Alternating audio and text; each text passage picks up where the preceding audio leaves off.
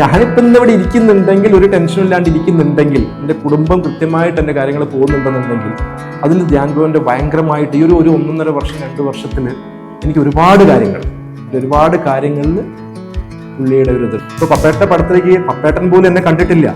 പക്ഷെ ഇങ്ങനൊരു ക്യാരക്ടർ എന്ന് പറഞ്ഞ സമയത്ത് ഒരു തമിഴ് ടച്ച് വേണം, ഒരു സാധനം, ഒരു ക്യാരക്ടർ. അപ്പോൾ അങ്ങനെ ഒരു സംഭവം പറഞ്ഞപ്പോൾ വിനയേട്ടൻ ആദ്യം ചൂസ് ചെയ്യുന്നത് എന്നെ. ഞാൻ ആദ്യമായിട്ടാണ് ഷെയ്ലിനെ അവിടെ വെച്ച് മീറ്റ് ചെയ്യുന്നത്. ഇവിടെ ഇങ്ങനെയൊക്കെയുള്ള ന്യൂസുകൾ നമ്മൾ കാണുമ്പോൾ ഞാൻ കാണുന്ന ഷെയ്ൻ അതേ അല്ല. അപ്പൊ സിനിമയിൽ നമ്മൾ ഉണ്ടാക്കുന്ന ചില ബന്ധങ്ങളാണ് നമ്മളെപ്പോഴും സഹായിക്കുള്ളൂ. നമ്മളാ പറഞ്ഞ പണി എന്താണോ അത് ചെയ്യപ്പോവാ. ആ ഹേർട്ട് ചെയ്യുന്നവരെ ഹേർട്ട് ചെയ്തോട്ടെ, അത് അവരുടെ ഡ്യൂട്ടി.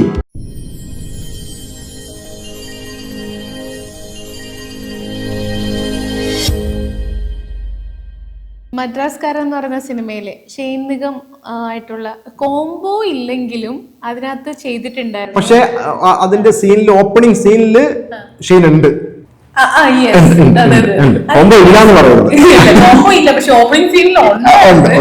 എക്സ്പീരിയൻസ് എങ്ങനെയായിരുന്നു ഷെയ്ൻ നിഗമായിട്ട്? കാരണം ഷെയ്ൻ എന്തുകൊണ്ടാണ് ഞാൻ പറയുന്നത് വെച്ച് കഴിഞ്ഞാൽ അതൊരു മലയാളത്തിൽ നിന്ന് ഷെയ്ന്റെ ഫസ്റ്റ് തമിഴ് മൂവിയാണ്. അപ്പം പൊതുവെ ഷെയ്ന് ഒരു നെഗറ്റീവും അതെങ്കിലും അങ്ങനെ ഒരു പബ്ലിസിറ്റി ഇങ്ങനെ നിറഞ്ഞു നിൽക്കുന്നതാണ് ഈ ഇൻഡസ്ട്രി, മലയാളം ഫിലിം ഇൻഡസ്ട്രിയിൽ. അത്യാവശ്യം സിനിമകളിൽ അങ്ങനെ കാണാറുമില്ല, കയറി വരുന്നതേ ഉള്ളൂ എന്നുള്ളൊരു കാഴ്ചപ്പാടാണ്. അപ്പം അതിന്റെ ഫസ്റ്റ് എൻട്രിയാണ്, ഷെയ്നിന്റെ ഫസ്റ്റ് എൻട്രിയാണ് തമിഴ്. അപ്പൊ അതുകൊണ്ട് ആളെങ്ങനെ? ഇല്ല, എനിക്ക് കോംബോ ഇല്ലെങ്കിലും കൂടെ എനിക്ക് ഷൂട്ടിംഗ് നടക്കുന്ന സമയങ്ങളിലൊക്കെ അവനും അവിടെ വേറൊരു ഷൂട്ട് അത് സെയിം നമ്മളെ പടത്തിന് സെക്കൻഡ് യൂണിറ്റ് അവിടെ ഷൂട്ടിംഗ് നടക്കുന്നുണ്ട്. അപ്പൊ ഒരു ഇതല്ല, നമ്മുടെ പെരുന്നാൾ ടൈം, നമ്മുടെ നോമ്പ് ടൈമിനാണ് ആക്ച്വലി അവിടെ ഷൂട്ടിംഗ്. അതും പുതുക്കോട്ടയിൽ എന്ന് പറഞ്ഞാൽ ചൂടെന്ന് പറഞ്ഞു കഴിഞ്ഞാൽ അങ്ങനത്തെ ചൂടുള്ള സമയത്താണ് ഷൂട്ട് നടക്കുന്നത്. പെരുന്നാൾ സമയം നോമ്പെടുക്കും, നല്ല വൃത്തിയായിട്ട് നോമ്പെടുക്കും. ഒരു പ്രശ്നം എന്ന് പറഞ്ഞു കഴിഞ്ഞാല് ഈ നോമ്പിന്റെ സമയത്ത് പോലും, ഫൈറ്റ് സീക്വൻസ് നടന്നുകൊണ്ടിരിക്കുന്ന സമയത്ത് പോലും അവൻ ഒരു പ്രശ്നം എന്ന് പറഞ്ഞ സ്ഥലം അവിടെ അത്രയും എല്ലാരും സെറ്റില് അത്രയും ആ ക്യാരക്ടർ ഇഷ്ടപ്പെട്ട ഒരാളാണ് ഷെയ്ൻ എന്ന് പറയുന്നത്. ഞാൻ ആദ്യമായിട്ടാണ് ഷെയ്നിനെ അവിടെ വെച്ച് മീറ്റ് ചെയ്യുന്നത്. ഇവിടെ ഇങ്ങനെയൊക്കെയുള്ള ന്യൂസുകൾ നമ്മൾ കാണുമ്പോൾ ഞാൻ കാണുന്ന ഷെയ്ൻ അതേ അല്ല. എനിക്ക് ഇത്രയും സെറ്റില് ആ ടൈം കീപ്പ് ചെയ്യുന്ന കാര്യത്തിലായിക്കോട്ടെ, ഡയറക്ടറായിട്ട് ഫുൾ ക്രൂനായിട്ട് ഷെയ്ൻ നിന്ന രീതി, ഇതൊക്കെ ശരിയാണോ ഇല്ലയോ എന്നുള്ളത് പോലും എനിക്ക് വീണ്ടും ഒന്ന് ചിന്തിക്കേണ്ട അവസ്ഥ വന്നു എനിക്ക് ഷെയ്ന്റെ ഒരു പെർഫോമൻസ്, അവിടുത്തെ ഒരു രീതി കണ്ടപ്പോ. അവിടുത്തെ ഒരു നമ്മൾ ആ കൂടെ വർക്ക് ചെയ്യുന്ന നമ്മളൊരു ആർട്ടിസ്റ്റ് ഇങ്ങനെയാണല്ലോ, ഇദ്ദേഹത്തിനെ കുറിച്ചാണല്ലോ ഇവിടെ ഇങ്ങനെയൊക്കെ പറഞ്ഞു നടക്കുന്നുള്ളൊരു സാധനത്തിൽ എനിക്ക് സത്യം പറഞ്ഞാൽ വിഷമം തോന്നിയ ഒരു സാധനമാണ്. ഒരു ആർട്ടിസ്റ്റിന് ഇങ്ങനെ പറഞ്ഞുണ്ടാക്കേണ്ട, ഇതാ നമ്മുടെ സോഷ്യൽ മീഡിയയുടെ ചില ഇൻഫ്ലുവൻസ് ഇതിലുണ്ടെന്ന് ഞാൻ പറയാൻ കാരണം. ഈ മലയാളം ഫിലിം ഇൻഡസ്ട്രി ഒട്ടുമുക്കാൽ ഇൻഡസ്ട്രിയിലാണെങ്കിലും എസ്പെഷ്യലി നമ്മൾ മലയാളികളായോണ്ട് പറയുന്നത് മലയാളം ഫിലിം ഇൻഡസ്ട്രിയിലേക്ക് ഈസിലി ആക്സസബിൾ അല്ലാത്ത ഒരു ഇൻഡസ്ട്രിയാണ്. പെട്ടെന്ന് ഒരാൾക്ക് വന്നിട്ട് സിനിമയിൽ നടനാകുക അല്ലെങ്കിൽ ഡയറക്ടർ ആവുക എന്ന് വെച്ച് കഴിഞ്ഞാൽ ഇറ്റ്സ് നോട്ട് ഇമ്പോസിബിൾ. ഓക്കെ, പക്ഷെ ആ ഇൻഡസ്ട്രിയിലേക്ക്, അതും പത്മകുമാർ സാറിന്റെ ഒരു മൂവിയിലേക്ക് ഹരീഷ് എത്തപ്പെട്ടു എന്ന് കേട്ടിരിക്കുന്നു. അതെങ്ങനെ നടന്നു ആ സംഭവം? അല്ല, ഈസി ആക്സസിബിൾ എന്ന് പറയുന്നത് വെച്ചാൽ അത് എല്ലാ ഇൻഡസ്ട്രിയിലും അങ്ങനെ തന്നെയാണ്. കാരണം സിനിമയും പോളിറ്റിക്സും ആണല്ലോ നമുക്ക് ഈസി ആയിട്ട് എത്തിപ്പെടാൻ പറ്റാത്തൊരു ഇത് എനിക്ക് തോന്നുന്നത്. ബാക്കി എല്ലാത്തിലും നമ്മൾക്ക് ഓരോരോ ഒന്നുകിൽ നമ്മൾ സർട്ടിഫിക്കറ്റ് നമ്മൾ പഠിച്ചാൽ മതി, അല്ലെങ്കിൽ ഇതൊന്നും ഇല്ലാതിരിക്കുന്ന നമ്മള് സിനിമയിലെ എല്ലാ ഇൻഡസ്ട്രിയിലും അങ്ങനെ ഈസി ആയിട്ടുള്ള പരിപാടിയൊന്നുമല്ല. നമ്മൾ പറയും മലയാളത്തിൽ ഭയങ്കര ടഫാണ്, നേരെ തമിഴ്നാട് ചെന്ന് കഴിഞ്ഞാൽ, ഇത് ഞാൻ ആദ്യം പറഞ്ഞല്ലോ. കാരണം നമ്മൾക്ക് ചെന്ന് എത്തിപ്പെട്ട് ചോദിക്കാനൊരു സ്ഥലമുണ്ട്, ഇവിടെ അതില്ല എന്ന് മാത്രമേ ഉള്ളൂ. പിന്നെ ഇവിടെ നിന്നുണ്ട് നമ്മൾ ഉണ്ടാക്കി വെച്ച ബന്ധങ്ങളാണ്. ഇപ്പൊ സിനിമയിൽ നമ്മൾ ഉണ്ടാക്കുന്ന ചില ബന്ധങ്ങളാണ് നമ്മളെപ്പോഴും സഹായിക്കുള്ളൂ. എന്നെ സംബന്ധിച്ച് ഞാൻ ഈ മലയാള സിനിമ പപ്പേട്ടന്റെ പടത്തിലേക്ക് ഞാൻ വരുമ്പോ 100% അത് KJ വിനയനാണ്, അസോസിയേറ്റ് ആയിട്ടുള്ള വിനയൻ ചേട്ടനാണ്. അത് ഞങ്ങളൊരു 8 വർഷം 9 വർഷം ഉള്ള ബന്ധം. അദ്ദേഹം അതിനിടയിൽ ഒരുപാട് പടങ്ങൾ ചെയ്തിട്ടുണ്ട്, അന്നൊന്നും എന്നെ വിളിച്ചിട്ടില്ല. പക്ഷെ അത് എന്റെ സമയവും അന്ന് അതായത് ഒരു ഭാഗ്യം എന്ന് പറഞ്ഞൊരു സംഭവമുണ്ട്. ഇപ്പൊ പപ്പേട്ടന്റെ പടത്തിലേക്ക് പപ്പേട്ടൻ പോലും എന്നെ കണ്ടിട്ടില്ല.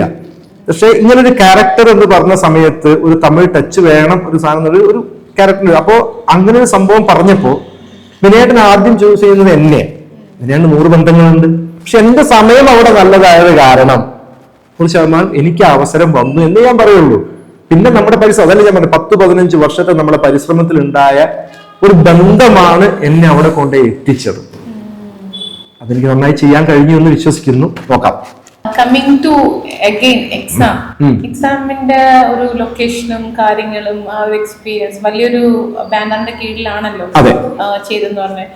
അത് എങ്ങനെ ഉണ്ടായിരുന്നു? ഒരു വലിയൊരു ബാനറാണെന്ന് പറഞ്ഞത് കൊണ്ടാണ് ചോദിക്കുന്നത്. എങ്ങനെ ഉണ്ടായിരുന്നു ആ ഒരു എക്സ്പീരിയൻസ്? അല്ല, തമിഴ് സിനിമകൾ ഇപ്പൊ അത് വലുതോ ചെറുതോ എന്നുള്ളതല്ല, എല്ലാത്തിനും തമിഴിനൊരു ഒരു ഡിസിപ്ലിൻ ഉണ്ട്. അവർക്ക് എങ്ങനെയായാലും അവർ നമ്മളോട് പെരുമാറുന്ന ഒരു രീതി, നമ്മൾ അവിടെ ചെറിയ ആർട്ടിസ്റ്റ് ആണോ വലിയ ആർട്ടിസ്റ്റ് ആണോ എന്നുള്ളൊരു പക്ഷാഭേദമൊന്നും അവിടെ ചിലത് കാണിക്കാറൊന്നുമില്ല. ചില കമ്പനികളിൽ ഞാൻ കേട്ടിട്ടുണ്ട്. പക്ഷെ എനിക്കിതുവരെ അങ്ങനത്തെ ഒരു അനുഭവം, അത് മലയാളത്തിനായിക്കോട്ടെ തമിഴിനായിക്കോട്ടെ, എനിക്കിതുവരെ അത് ചിലപ്പോൾ നമ്മൾ നിൽക്കുന്ന രീതിയായിരിക്കാം. എല്ലാം നമ്മൾ ഒരാളെ കുറ്റപ്പെടുത്താൻ പറ്റില്ലല്ലോ. നമ്മൾ ക്രൂവിനെ കുറ്റപ്പെടുത്താം, അവരെ കുറ്റപ്പെടുത്താം. നമ്മളിലുള്ള മിസ്റ്റേക്ക് എന്താ നമ്മൾ മനസ്സിലാക്കുമ്പോൾ ഇതൊന്നും ഒരു പ്രശ്നമല്ല. എന്നെ സംബന്ധിച്ച് അത് നല്ലൊരു സെറ്റായിരുന്നു. ഇപ്പൊ പ്രൊഡക്ഷൻ ആയിക്കോട്ടെ പറഞ്ഞില്ലേ, പിന്നെ ഡയറക്ടർ ആയിക്കോട്ടെ, ഞാൻ ആദ്യമായിട്ടാണ് അദ്ദേഹത്തിന്റെ കൂടെ വർക്ക് ചെയ്യുന്നത്. പക്ഷെ എനിക്ക് നല്ലൊരു എക്സ്പീരിയൻസ് ആയിരുന്നു. അത് മാക്സിമം നമ്മളെ യൂസ് ചെയ്യുന്ന ഒരു ഡയറക്ടർ ആയിരുന്നു. അത് നമ്മളൊരു ബോഡി ലാംഗ്വേജ് പോലും എങ്ങനെ എടുക്കാമെന്ന് പെർഫെക്റ്റ് ആയിരുന്നു. എനിക്ക് ഒറ്റ ദിവസം ഷൂട്ടേ ഉണ്ടായിരുന്നുള്ളൂ. പക്ഷെ എടുത്ത ഫുട്ടേജ് എനിക്ക് തോന്നുന്നു ഒരു 10 മിനിറ്റോളം ഉള്ള ഒരു ഫുൾ ലെങ്ത് സംഭവം. പക്ഷെ ഒറ്റ ദിവസം ഷൂട്ടായിരുന്നു അത് എനിക്ക് നടന്നത്. മോർണിംഗ് ടു ഒരു 7-8 മണിയോട് കൂടി, രാവിലെ ഒരു 10 മണിക്ക് തുടങ്ങിയിട്ട് ഒരു 8 മണിയോട് കൂടിയിട്ട് മൊത്തം ഫുട്ടേജ് എടുത്തിട്ടുണ്ട് അവര്.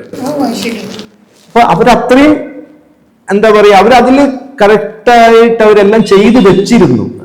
ആദ്യമേ പ്ലാനിങ് അവരത് കറക്റ്റ് ആയിരുന്നു. പ്ലാനിങ് ഇല്ലാണ്ടാവുമ്പോഴാണ് ഈ പ്രശ്നം വരുന്നത്. അവർ ഇന്ന സാധനം ഇന്ന് ഇവിടെ ഇതാണെന്നുള്ളവർ അതിലവർ വ്യക്തത ഉണ്ടായിരുന്നു അവർക്ക്. അതുകൊണ്ട് തന്നെ ആർക്കും ഒരു ബുദ്ധിമുട്ടും ഉണ്ടായിട്ടില്ല എല്ലാ കാര്യത്തിലും, ശമ്പളത്തിന്റെ കാര്യത്തിലും. പത്മകുമാർ സാറിന്റെ ഈ ഒരു പ്രോജക്റ്റിലേക്ക് വരുന്ന സമയത്ത് ഈ ഒരു വ്യത്യാസം എക്സാമിന്റെതും പത്മകുമാർ സാറിന്റെ ഒരു പ്രൊഡക്ഷനിലേക്ക് വരുമ്പോഴുണ്ട്. മലയാളത്തിലുള്ള ഫസ്റ്റ് മൂവിയാണോ? മലയാളത്തിലെ ഫസ്റ്റ് മൂവി എന്ന് പറയാ അങ്ങനെ ഒരു എന്താ പറയാ, ഇത്രയും ഒരു അതെ ഒരു ത്രൂ. അപ്പം അത് ഇതിനകത്തോട്ട് വരുമ്പോൾ ആ ഒരു എക്സ്പീരിയൻസ് എങ്ങനെ ഉണ്ടാകും? അല്ല, എനിക്കിത് രണ്ടും വ്യത്യാസമില്ല. കാരണം എന്താ, ഞാൻ അവിടെ വന്നിട്ട് ഞാൻ ആകെ ചെയ്യുന്നത് ഞാൻ എന്ത് ചെയ്യാമെന്ന് മാത്രമേ ഞാൻ നോക്കാറുള്ളൂ. ഞാൻ മറ്റുള്ള ചുറ്റുപാട്, എനിക്ക് ഇതുണ്ടോ സൗകര്യങ്ങളുണ്ട്, ഇതല്ല ഞാൻ നോക്കാറ്. എനിക്ക് തരുന്നത് എന്താണോ അതിനെ മാക്സിമം എന്ത് ചെയ്യാമെന്നുള്ള ചിന്ത മാത്രമേ എനിക്ക് അവിടെ ചെന്നാൽ ഉണ്ടാവാറുള്ളൂ. അതുകൊണ്ട് ഞാൻ അതിനെപ്പറ്റി ചിന്തിക്കാറുമില്ല, ഞാൻ ഒന്നിലും പോയിട്ട് ഇടപെടാറുമില്ല. എനിക്ക് തന്ന പണി എന്താണോ ഞാൻ അത് ചെയ്യുന്നു, നേരെ റൂം പോയി കിടന്ന് ഉറങ്ങുന്നു. ഇതാണ് എന്റെ പരിപാടി. അത് കാരണം എനിക്ക് അതൊന്നും ബാധിക്കാറില്ല. അപ്പൊ ഈ പറയുന്ന പോലെ ഇത്രയും എക്സ്പീരിയൻസ് ഇല്ലേ, അതായത് ഈ കാലയളവില് ലൊക്കേഷനിൽ നിന്ന് ഹേർട്ട് ആവുന്ന എന്തെങ്കിലും സംഭവം ഉണ്ടായിട്ടുണ്ടോ? അതൊക്കെ ഉണ്ടാവും. നമ്മൾ അതിനെ അങ്ങ് ചിരിച്ചു തള്ളി അങ്ങ് പോവാന്നുള്ളതാണ് ഇൻഡസ്ട്രിയിൽ. കാരണം നമ്മൾ അതിനൊക്കെ എതിർക്കാനും നമ്മൾ സംസാരിക്കാനും നമ്മൾ എന്നും അവിടെ ശത്രുവായി മാറുകയുള്ളൂ. നമുക്ക് ശത്രുത കൂടുകയെന്നേ ഉള്ളൂ. അവിടെ ചിരിച്ചു തള്ളി നമ്മളങ്ങ് പോവുക. ഹേർട്ട് ചെയ്യുന്ന പല വിഷയങ്ങളും ഉണ്ടാവും, പലതും ഉണ്ടാവും. അത് നമ്മൾ എന്തിനാ ശ്രദ്ധിക്കാൻ പോണത്? ഇതിന്റെ ആവശ്യമില്ല. നമ്മളെ വിളിച്ച നമ്മുടെ ഡയറക്ടർ, നമ്മൾ ഒരു വിശ്വസിച്ച് തന്നിരിക്കുന്ന നമ്മളൊരു കമ്പനി, നമ്മൾ ആ ടൈമിനെ കീപ്പ് ചെയ്യുക. നമ്മളാ പറഞ്ഞ പണി എന്താണോ അത് ചെയ്യാൻ പോവാ. ആ ഹേർട്ട് ചെയ്യുന്നവരെ ഹേർട്ട് ചെയ്തോട്ടെ, അത് അവരുടെ ഡ്യൂട്ടി. ഹേർട്ട് ആവണോ വേണ്ടോ എന്നുള്ളത് ചിന്തിക്കേണ്ടത് നമ്മളെ ഡ്യൂട്ടി. പുതുതായിട്ട് ഇപ്പൊ ഇൻഡസ്ട്രിയിലേക്ക് ഒരു നായകനായിട്ട് അല്ലെങ്കിൽ നടനായിട്ട് വരാൻ പോകുന്ന പുതിയ തലമുറകൾ ഉണ്ടാവും. അവർ ആഗ്രഹിക്കുന്നുണ്ടായിരിക്കും ഒരു ഓപ്പർച്യൂണിറ്റിക്ക് വേണ്ടിയിട്ട്. അങ്ങനെ വരാൻ ആഗ്രഹിക്കുന്നവരോട് എന്താണ് പറയാനുള്ളത്? അല്ല, അങ്ങനെ വരാൻ ആഗ്രഹിക്കുന്ന ഒരാൾ ആദ്യം നോക്കേണ്ടത് ഒരു ഫിനാൻഷ്യൽ ബാക്ക്ഗ്രൗണ്ട് കറക്റ്റ് ആണോ നോക്കുക. കാരണം ഞാൻ അതില്ലാതെ പോയൊരുത്തന്നെ. അപ്പൊ എനിക്ക് അതിന്റെ ബുദ്ധിമുട്ടുകളും കഷ്ടപ്പാടും എനിക്കറിയാം. വന്ന് കുറച്ച് ഫിനാൻഷ്യൽ ബാക്ക്ഗ്രൗണ്ട് ആദ്യം സെറ്റ് ചെയ്തിട്ട് അല്ലെങ്കിൽ ജോബ് റെഡി ആക്കിയിട്ട് നമ്മുടെ പാഷനിലേക്ക് വരികയായിരിക്കാം കുറച്ചും കൂടി നല്ലതെന്ന് മാത്രമേ എനിക്ക് പറയാനുള്ള ഉപദേശമുള്ളൂ. വേറെ ഒന്നുമില്ല, വേറൊന്നും വേണ്ട. എന്നിട്ട് കഷ്ടപ്പെടാൻ ഇറങ്ങുക, അത്ര മാത്രമേ ചെയ്യാനുള്ളൂ. അതില് ഹരീഷിന്റെ ഇൻസ്റ്റഗ്രാം എടുത്തു കഴിഞ്ഞാൽ ഈ കുറച്ച് അധികം കാണുന്ന ഒരാള് ധ്യാനാണ്. ഈ ധ്യാനുമായിട്ടുള്ള ഒരു അഭേദ്യമായ ബന്ധം എന്താണ്? അഭേദ്യമായ ബന്ധം എന്നൊക്കെ പറഞ്ഞിട്ട് നല്ല ആളെ പറ്റിയിട്ടാ പറയാൻ പോകുന്നത്. അല്ല അത് മനസ്സിലായി. അപ്പൊ അല്ല, ഇത് പുള്ളി കണ്ടു കഴിഞ്ഞാലേ അത് മതി. അല്ല, ധ്യാൻദോന്റെ കാര്യം എന്ന് വെച്ച് കഴിഞ്ഞാല് ഞാൻ ID എന്ന് പറഞ്ഞ മലയാള പടം ചെയ്തിരുന്നു. അന്ന് ധ്യാനായിരുന്നു അതിലെ ഹീറോ. ID. അപ്പൊ അതിൽ ഞാൻ പോലീസ് ഓഫീസറായിട്ടാണ് ചെയ്തത്. അപ്പോ അന്ന് തുടങ്ങിയൊരു സൗഹൃദമാണ്. അന്ന് തുടങ്ങിയ സൗഹൃദം പിന്നെ എനിക്ക് എന്താ പറയാ, ചില ക്യാരക്ടേഴ്സ് നമ്മളെ വല്ലാതെ അങ്ങോട്ട് നമ്മുടെ ഉള്ളിലേക്ക് കയറി ചെല്ലും. സിനിമേന്റെ ഉള്ളില് നമ്മൾ ഇങ്ങനെ പാറി നടക്കുന്ന പല ആൾക്കാരെ കണ്ടുകൊണ്ടിരിക്കുന്നല്ലേ. പക്ഷെ ഞാൻ ധ്യാൻ എന്ന് പറയുന്ന ഒരു വ്യക്തിനെ കണ്ടതിന് ശേഷം എന്റെ ഡിസിപ്ലിൻ വരയ്ക്കും എന്റെ ക്യാരക്ടർ വരയ്ക്കും ചേഞ്ച് ആയി എന്നുള്ളൊരു വ്യക്തത എനിക്കുണ്ട്. കാരണം ഒരു സിനിമയ്ക്കുള്ളിൽ ഞാനൊരു നെപ്പോക്കിഡ് ഒന്നല്ലല്ലോ. നമ്മൾ അങ്ങനെ ഇങ്ങനെ വന്ന് നമ്മള് തേടിപ്പറിക്ക് വന്ന ആളാണല്ലോ സിനിമയ്ക്കകത്ത്. അപ്പൊ വന്നു കഴിഞ്ഞാൽ നമ്മൾ കുറെ മിസ്റ്റേക്കുകൾ നമ്മളെ സൈഡിൽ നിന്ന് ഉണ്ടാവും. നമുക്ക് സിനിമ അറിയില്ല, നമ്മൾ രക്ഷപ്പെടുത്താം, നമ്മൾ ഓടി എത്തിപ്പിടിക്കാനുള്ള ശ്രമം മാത്രം നമ്മൾ നടത്തിക്കൊണ്ടിരിക്കുക. പക്ഷെ ഞാൻ വന്നു, ഈ ഐഡിയയിൽ വന്നു, അതിനുശേഷം ഞാൻ തിരിഞ്ഞു നോക്കുമ്പോൾ ഇത്രയും വർഷത്തിൽ ഞാൻ ശരിക്കും ഒന്നും ചെയ്തിട്ടില്ല. അത് എന്റെ ഡിസിപ്ലിന്റെ ഇൻഡസ്ട്രിയിൽ വന്നിട്ട് ഞാൻ തേടുന്ന രീതിയുടെ തെറ്റോ അല്ലെങ്കിൽ ഇതൊക്കെയായിരുന്നു എനിക്ക് തോന്നി മനസ്സിലാക്കി. അപ്പൊ പിന്നെ ഒരു സെറ്റിൽ എത്തിക്കഴിഞ്ഞാൽ നമ്മൾ എന്തായിരിക്കണം, ഏതായിരിക്കണം, നമ്മൾ എങ്ങനെ ഒരു സിനിമാക്കാരനായിട്ട് ജീവിക്കണം എന്ന് വരയ്ക്ക് ഞാൻ പഠിച്ചിട്ടുണ്ടെന്നുണ്ടെങ്കിൽ അത് ധ്യാനിന്റെ എടുക്കുന്ന ധ്യാന്റെ ഫോളോ അപ്പ്. കാരണം എന്നെ ഒരുപാട് മാറ്റിയിട്ടുണ്ട്. എന്റെ ക്യാരക്ടറിൽ വരയ്ക്കും ഒരുപാട് മാറ്റങ്ങൾ ഉണ്ടാക്കിയിട്ടുണ്ട്. എന്തിനു പറയുന്നു, ഞാനൊരു വേദിയിൽ പോയി സംസാരിക്കാൻ പറ്റാത്ത ഒരാളാണ് ഞാൻ. നമുക്ക് അഭിനയിക്കാൻ പറ്റും, നമുക്ക് തരുന്ന സ്ക്രിപ്റ്റ് നമുക്ക് ചെയ്യാൻ പറ്റും. പക്ഷെ ഒരാളെടുത്ത് പോയിട്ട് ഒരു 10 ആൾ ഇരിക്കുന്ന സ്ഥലത്ത് പോയിട്ട് ഒരു മൈക്ക് പിടിച്ച് സംസാരിക്കാൻ എന്നെ കൊണ്ട് പറ്റില്ലായിരുന്നു. പക്ഷെ ഞാനൊരു 10 പ്രാവശ്യം ധ്യാൻ ബ്രോയുടെ കൂടെ ഓരോ സ്ഥലത്തും ഞാൻ പോകുമ്പോൾ അദ്ദേഹത്തിന്റെ രീതി, സംസാരിക്കുന്ന രീതി, അതാ ഫേസ് ചെയ്യുന്ന രീതി, എന്ത് ടോപ്പിക് എങ്ങനെ എടുക്കണം, ഏത് രീതിയിൽ എടുക്കണം, ഇതൊക്കെ നമ്മളെ മൈൻഡിലേക്ക് കൊണ്ടുവന്നിട്ട് നമ്മളും അങ്ങനെ ഇപ്പൊ ഞാനൊരു വേദിയിൽ പോയി ഞാൻ സംസാരിക്കും. നമ്മള് അങ്ങനെ കൂടെ നടക്കുന്നവരുടെ ഒരു ഓറ നമ്മളിലേക്കും വരുമെന്നതിൽ ഒരു ഡിസിപ്ലിൻ, എനിക്ക് സിനിമയുടെ ഉള്ളിൽ കിട്ടിയൊരു ഡിസിപ്ലിൻ അത് രണ്ടുപേരുടെ കൂടെയാണ്. അത് ജീവിതകാലം മുഴുവൻ ആ സൗഹൃദം കൊണ്ടുനടക്കണം എന്ന് ആഗ്രഹിക്കുന്നു. തീർച്ചയായിട്ടും. ഇതിന് പറയുന്നു, ഞാനിപ്പോ കുറെ കാലം സിനിമകൾ ഇല്ലാതിരുന്നപ്പോ പോലും, ഒരു പരിപാടി ഇല്ലാതിരുന്നപ്പോ പോലും എന്റെ ഒരുവിധം കാര്യങ്ങളൊക്കെ നടന്നിട്ടുണ്ടെന്നുള്ളത് 100% അദ്ദേഹത്തിന്റെ കയ്യിൽ നിന്നാണ്.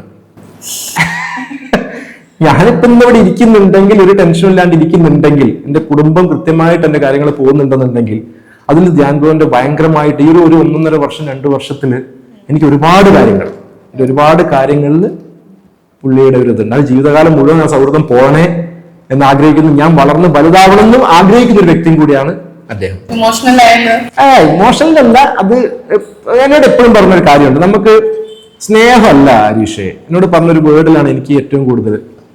ഹരീഷ് എന്നെ സ്നേഹിക്കുന്നു, അതിനൊന്നും വലിയ കാര്യമൊന്നുമില്ല. ഇപ്പോൾ ഹരീഷ് എന്നെ സ്നേഹിച്ചുകൊണ്ടോ ഞാൻ ഹരീഷിനെ സ്നേഹിച്ചുകൊണ്ടോ ഇവിടെ ഒന്നും നടക്കാൻ പോകുന്നില്ല. എനിക്ക് സ്നേഹിക്കാൻ എൻ്റെ കുടുംബങ്ങളുണ്ട്, എൻ്റെ ഭാര്യയുണ്ട്, എൻ്റെ കുട്ടിയുണ്ട്, എൻ്റെ ചേട്ടനുണ്ട്, എൻ്റെ കുടുംബക്കാരുണ്ട്, എൻ്റെ അമ്മ ഉണ്ട്, അങ്ങനെയുണ്ട്. ഹരീഷിനും അതേപോലെ തന്നെ ഭാര്യയുണ്ട്, അമ്മ ഉണ്ട്, കുട്ടിയുണ്ട്. സ്നേഹം അവിടെ കൊടുത്താൽ മതി. നമ്മൾക്കൊരു കമ്മിറ്റ്മെന്റ് ആണ് വേണ്ടത്. ഈ കമ്മിറ്റ്മെന്റിൽ എല്ലാവരുടെ അടുത്തും നമ്മൾ പോവുകയാണെങ്കിൽ ഭയങ്കര രസമായിരിക്കും ജീവിതം. ഈ ഒരൊറ്റ വേർഡാണ് ഇപ്പൊ ഞാൻ ഫോളോ ചെയ്തുകൊണ്ടിരിക്കുന്നത്. എനിക്കിപ്പോൾ ആരോടും ഒരു സ്നേഹവും ഇല്ല, കമ്മിറ്റ്മെന്റ് ഉണ്ട്. കാരണം എന്റെ കൂടെ നിൽക്കുന്ന ആൾക്കാരുടെ അടുത്ത് ഞാൻ എങ്ങനെ നിൽക്കണം, അത് ഏത് രീതിയിലായിരിക്കണം ഞാൻ പോകേണ്ടത് എന്നുള്ള ആ ഒരു ഇത് ഞാനത് അവിടുന്ന് പഠിച്ചത്. അതാണ് എനിക്ക് കിട്ടിയ ഏറ്റവും വലിയ ക്ലാസ് അവിടുന്ന്. നല്ല ക്ലാസ്സുകൾ. സത്യം, ഒരു പ്രാവശ്യം എനിക്ക് വഴക്ക് കേട്ടിട്ടുണ്ട്. പിന്നെ ഒരു പ്രാവശ്യം ചെറിയൊരു കാര്യത്തിന് വന്നപ്പോ എന്നോട് ചോദിച്ചു, ഇത്ര വയസ്സായില്ലേ, ഒരു പക്വത വേണ്ടേ എന്ന് ചോദിച്ചു എന്നോട്. അപ്പൊ ഞാൻ ആകെ അങ്ങ് ശരി, ഏതായാലും കുഴപ്പമില്ല. ഞാൻ അപ്പൊ പറഞ്ഞു, ഇന്നു മുതലാവാം പക്വത. ചന്നു മുതൽ ഞാൻ വളരെ പക്വതയുള്ള ഒരാളാണ്. അതെ. ഈ പ്രൊഫഷണൽ കാര്യങ്ങളും എല്ലാം ഒന്ന് മാറ്റി വെച്ച് കഴിഞ്ഞാൽ അബൌട്ട് യുവർ ഫാമിലി, എന്താണ് ഫാമിലിയെ കുറിച്ച് പറയാനുള്ളത്? ആരൊക്കെയുണ്ട് എന്നൊക്കെ പറയാമോ? ഫാമിലിയിൽ എന്ന് പറഞ്ഞാൽ അമ്മ ഉണ്ട്, അച്ഛൻ ജീവിച്ചിരിപ്പില്ല. അമ്മ ഉണ്ട്, 2 ചേട്ടന്മാരുണ്ട്, കുടുംബങ്ങളുണ്ട്. മെയിനായിട്ട് എന്റെ ഭാര്യ ഉണ്ട്, എന്റെ മകനുണ്ട്. മകൻ 10ാം ക്ലാസ്സിലേക്ക് ഇപ്പോ. അപ്പൊ എനിക്ക് എന്റെ ജീവിതത്തിൽ നമ്മളൊരു സിനിമാക്കാരൻ എന്നുള്ള രീതിയിൽ ഏറ്റവും കൂടുതൽ സ്ട്രഗിൾ ചെയ്യുന്ന ആൾക്കാർ എനിക്ക് തോന്നുന്നു സിനിമാക്കാരായിരിക്കും എന്ന് തോന്നുന്നുണ്ട്. ഏറ്റവും കൂടുതൽ ബാക്കിയുള്ളവർക്ക് എന്തും ചെയ്ത് നമുക്ക് ജീവിക്കാം, നമുക്ക് ജീവിക്കാൻ പറ്റില്ല എന്നല്ലോ പറയുന്നത്. പക്ഷെ എന്നാലും നമ്മൾ ഉള്ളിലൊരു നാളെ ജയിക്കും അറിഞ്ഞാലും നമ്മൾ ചെയ്യില്ല. അത് വേറെ കാരണം സമയം ഉണ്ടാവില്ല. ഇപ്പൊ ഈ പണിക്ക് പോയി കഴിഞ്ഞാൽ നാളെ നമ്മളെ വിളിച്ചാലോ എന്ന്. പക്ഷെ നാളെ പോയിട്ട് ഒരു കൊല്ലം കഴിഞ്ഞാൽ നമ്മൾ വിളിക്കാൻ ആരും ഉണ്ടാവില്ല. പക്ഷെ നാളെ നമ്മളെ പെട്ടെന്ന് വിളിച്ച് എന്ത് ചെയ്യുന്നുണ്ട് ചിന്ത നമ്മളെങ്ങനെ അലട്ടിക്കൊണ്ടിരിക്കുന്നതാണ്. നമ്മളൊരു പണിക്കും പോവില്ല. അപ്പൊ ഇങ്ങനൊരു കഷ്ടപ്പാടിലും പ്രശ്നത്തിലും ഒക്കെ ജീവിക്കുമ്പോഴും എന്റെ കൂടെ നിന്ന് എന്റെ ഭാര്യ തന്നെയാണ് 100%. അത് ആരും എന്ത് പറഞ്ഞാലും, എന്റെ വീട്ടുകാർ വന്നിട്ടില്ല, എനിക്ക് 2 ബ്രദേഴ്സ് ഉണ്ട്, എനിക്ക് അവരെ കയ്യിൽ നിന്ന് സപ്പോർട്ട് ഉണ്ടായിട്ടില്ല. ആരുടെ ഭാഗത്തും എനിക്ക് ഉണ്ടായിട്ടില്ല. എന്നെ സപ്പോർട്ട് ചെയ്യുന്ന പറഞ്ഞു കഴിഞ്ഞാൽ ഫിനാൻഷ്യലി അല്ലല്ലോ, നമ്മളെ കൂടെ വന്നിട്ട് നീ ഇതിൽ ജയിച്ചിട്ട് വീട്ടിലോട്ട് വന്നാ മതി എന്ന് പറയുന്നൊരു ഭാര്യ അത് എനിക്കുണ്ട്. ഞാൻ ജയിക്കുമ്പോൾ ഏറ്റവും കൂടുതൽ സന്തോഷിക്കുന്നത് അവളായിരിക്കുന്നു, എനിക്ക് നന്നായിട്ട് അറിയാം. അതാണ് എന്റെ സ്വത്ത്. അവർക്ക് ഒരിക്കലും ഒരു സുഖം എന്നൊക്കെ പറയുന്നത് ഇന്റർവ്യൂവിനൊക്കെ പോകുന്ന സമയത്ത് അവളും സംഭവിച്ചോണ്ട് മോൻ്റെത് ഇടയ്ക്കിടയ്ക്ക് വീഡിയോസ് ഒക്കെ കാണാറുണ്ട് അല്ലേ? അതല്ലേ സന്താനം നീയും? അതെ അതെ നല്ല ഡാൻസർ ആണല്ലോ, പഠിക്കുന്നുണ്ട്? അവൻ പഠിക്കും, ഡാൻസ് പഠിക്കുന്നൊന്നുമില്ല. അവൻ ടിവിയിൽ കാണുന്നു, യൂട്യൂബിൽ സോങ് കാണുന്നു, അവിടുന്ന് അവൻ ഡാൻസ് പുള്ളി തന്നെ പ്രാക്ടീസ് ചെയ്യുന്നു. അത്ര തന്നെ അവന്റെ. അതെ ലക്ഷ്യം സിനിമയാണെന്ന് തോന്നുന്നു, നോക്കാം. ഞാൻ ആദ്യം ഒന്ന് രക്ഷപ്പെടട്ടെ എന്നിട്ട് മതി. അഭിനയല്ല, ഇപ്പോ മൊണാക്ടും കാര്യങ്ങളൊക്കെ ഈ വർഷം ചെയ്യണമെന്നൊക്കെ പറഞ്ഞ അങ്ങനെ ഈ വർഷത്തെ മൊണാക്ടില് സ്റ്റേറ്റ് ലെവലില് ഗ്രേഡ് സ്റ്റേറ്റ് ഗ്രേഡ് വാങ്ങിയിരിക്കുകയാണ്. ആദ്യമായിട്ടാണ് സ്റ്റേജ് കയറുന്നത്, ആദ്യമായിട്ടാണ്. അതൊക്കെ തൂക്കി അതില് ആദ്യമല്ല, ഞാൻ ആദ്യം പറഞ്ഞ എന്താ വെച്ച് കഴിഞ്ഞാല് ആദ്യൊരു ഡിഗ്രി എടുത്തിട്ട് മതി പാത പിന്തുടരൽ എന്ന് പറഞ്ഞിട്ടുണ്ട്. കാരണം അച്ഛൻ ഈ കാണിക്കുന്നതൊക്കെ മോൻ കാണുന്നുണ്ടല്ലോ, അപ്പൊ അതുകൊണ്ട് ആദ്യം ഡിഗ്രി എടുത്തോ. കാരണം അവർക്ക് പോകാനുള്ള വഴികളുണ്ട്. കാരണം ഇപ്പൊ നമ്മൾ ഉണ്ടാക്കി വെച്ച ബന്ധങ്ങൾ കാര്യങ്ങളും ഒക്കെ ഉണ്ട്. അവര് ഞാൻ പോയ മാതിരി അവൻ പോകേണ്ട ആവശ്യം വരില്ല. അച്ഛന്റെ സുഹൃത്തുക്കളെടുത്ത് പോയാൽ മതി. അപ്പൊ അതിനുള്ള വേ അവിടെ ഉള്ളത്. കാരണം ഒരു ഡിഗ്രി എടുത്തു കഴിഞ്ഞതിന് ശേഷം ഇഷ്ടമല്ലേ ചൂസ് ചെയ്തോളൂ, അത്ര തന്നെ. ഒരു ജോലിക്ക് അങ്ങനെയൊന്നുമില്ല, ഇഷ്ടപ്പെട്ട പ്രൊഫഷനിൽ പോട്ടെ. ഞാൻ അവനോട് ഏറ്റവും കൂടുതൽ യാത്ര ചെയ്യാനാണ് പറയാറ്. കാരണം ഞാൻ ഏറ്റവും കൂടുതൽ യാത്ര ചെയ്യുന്ന ഒരാളാണ്. അതുകൊണ്ട് യാത്രകൾ ചെയ്യേ, ഒരു ഡിഗ്രി എടുത്തതിന് ശേഷം കറങ്ങൂ, അത്ര. ഹരീഷ് എന്ന് പറയുന്ന ആക്ടറിന് ഒരു ഇന്ന ക്യാരക്ടർ ചെയ്യണം അല്ലെങ്കിൽ ഇന്ന ഡയറക്ടറുടെ കൂടെ തന്നെ ചെയ്യണം എന്നുള്ള എന്തെങ്കിലും ആശയമുണ്ടോ? ഇല്ല, അങ്ങനെ ഒരു എന്താ പറയാ ഇന്ന ഡയറക്ടർ കൂടെ ചെയ്യുക. കാരണം പലരും പല തരത്തിലുള്ള ഇതല്ലേ. ഇപ്പൊ പപ്പേന്റെ കൂടെ ചെയ്യുന്നു, ഞാൻ ലിംഗസ്വാമി സാറിന്റെ കൂടെ ചെയ്തു, പപ്പേന്റെ കൂടെ ചെയ്യുന്നു. എനിക്ക് ഇവർ രണ്ടാളുടെ ക്യാരക്ടേഴ്സും ഭയങ്കര ഇഷ്ടമായി. ഇത്ര സൈലന്റ് ആയിട്ട് പല ഡയറക്ടേഴ്സിനെ നമ്മൾ കണ്ടിട്ടുണ്ട്. ഇത് ഒച്ചപ്പാടും ബഹളവും ഉണ്ടാക്കി ആഹാ ഓഹോ അതൊന്നും അല്ലാതെ ഞാൻ രണ്ട് ഡയറക്ടേഴ്സിനെ കണ്ടു. ഒന്ന് ലിംഗസ്വാമി സാറും ഒന്ന് പപ്പേട്ടനോ. ഇങ്ങനെയുള്ള ആളുകളുടെ കൂടെ സ്വസ്ഥമായിട്ട് പണിയെടുത്ത് പോകാനാണ് എനിക്ക് താല്പര്യം. വലിയ ഒച്ചപ്പാടും ബഹളമൊന്നും ഇല്ലാതെ, ഇത് നമ്മളെ നാടകം എടുത്താതെ ഇത് നമ്മുടെ അടുത്ത് കിട്ടുന്ന ഔട്ട് എടുത്ത് അങ്ങനെ ഇന്ന ആളെ കൂടെ ചെയ്യണം ഒന്നുമില്ല. നല്ല കഥാപാത്രങ്ങൾ ചെയ്യണം. നല്ല കഥാപാത്രങ്ങൾ നമ്മളെ തേടി എന്നെ കൊണ്ട് ചെയ്യാൻ പറ്റുന്ന, എന്നിൽ ആ ഒരു വിശ്വാസം അർപ്പിച്ചു തരുന്ന ഒരു കഥാപാത്രം എനിക്കത് ചെയ്യാൻ കഴിയുന്ന, അത് എന്നെ ആരും ഉപയോഗിക്കുന്നു. ഇപ്പൊ ഞാനതാ പറഞ്ഞത്, സർഗുണൻ സാറ് അദ്ദേഹം എന്നെ ഉപയോഗിക്കുമ്പോൾ ഒരു പോലീസുകാരൻ, ഞാൻ ഐഡിയിലും പോലീസ് ഓഫീസറാണ്, ഇതിലും ഞാൻ പോലീസുകാരനാണ്. ഐഡി ഞാൻ കാണുമ്പോൾ എന്നെ ഒരു പോലീസ് ഓഫീസറായിട്ട് എനിക്കേ ഫീൽ ചെയ്യില്ല. കാരണം അതിന്റെ ഒരു ഡബിങ് ആയിക്കോട്ടെ, എനിക്ക് ആ ഡയലോഗ്, എനിക്കത് വലിയൊരു സംഭവം എനിക്ക് തോന്നിയിട്ടില്ല. ഉള്ള കാര്യം പറഞ്ഞിട്ട് ആ ഡയറക്ടറിനെ ഞാൻ മോശമാക്കല്ല, അദ്ദേഹം നല്ല സുഹൃത്താണ് എന്റെ. അത് ചിലതിൽ നമുക്കത് പറ്റില്ല. അദ്ദേഹത്തിന്റെയും ഫസ്റ്റ് പടമായിരുന്നു.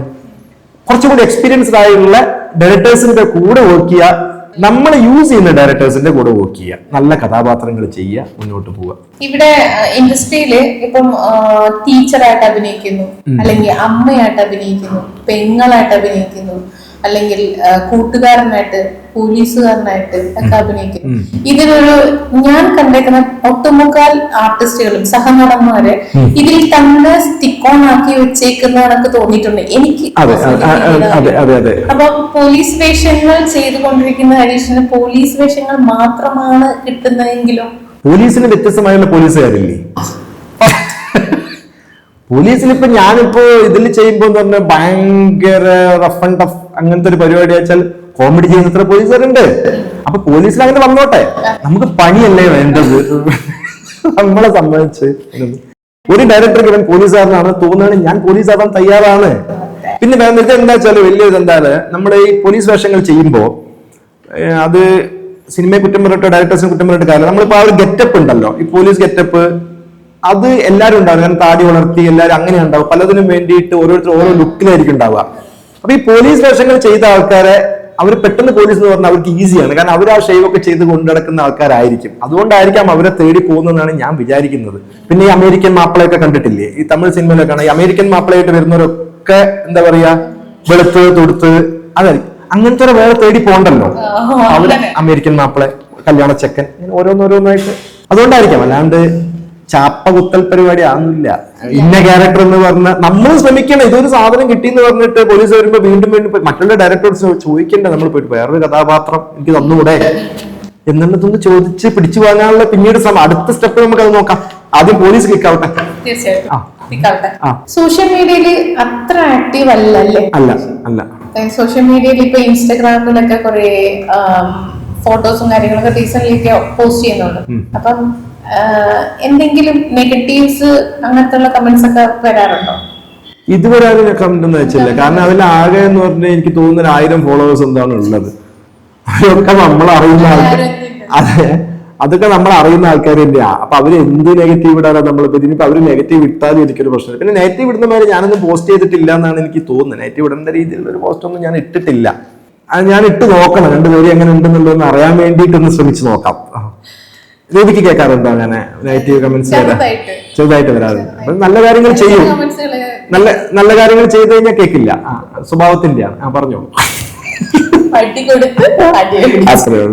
ഒരു മനുഷ്യന് വേണ്ട ഒരു ബേസിക് ക്വാളിറ്റി എന്താണെന്നാണ് ഹരീഷിന്റെ? ബിഹേവ് എന്ന് അത്രേ ഉള്ളൂ. അത് നമ്മള് എവിടെ ചെന്നാലും നമ്മളേതായിട്ടുള്ള നമ്മളെ ഡിസിപ്ലിൻ കീപ്പ് ചെയ്യുക, നമ്മൾ ബിഹേവ് ചെയ്യുക, ആൾക്കാരോടുള്ള പെരുമാറ്റം, അത്ര തന്നെ ഉള്ളൂ. വേറെ ഒന്നും വലിയൊരു എന്താ പറയാ വലിയൊരു ക്വാളിറ്റി ഒന്നും കൊണ്ടുനടക്കേണ്ട ആവശ്യമൊന്നുമില്ല. നമ്മൾ ബിഹേവ് ചെയ്താൽ മതി, നല്ല രീതിയിൽ ബിഹേവ് ചെയ്താൽ മതി, വേറെ ഒന്നുമില്ല.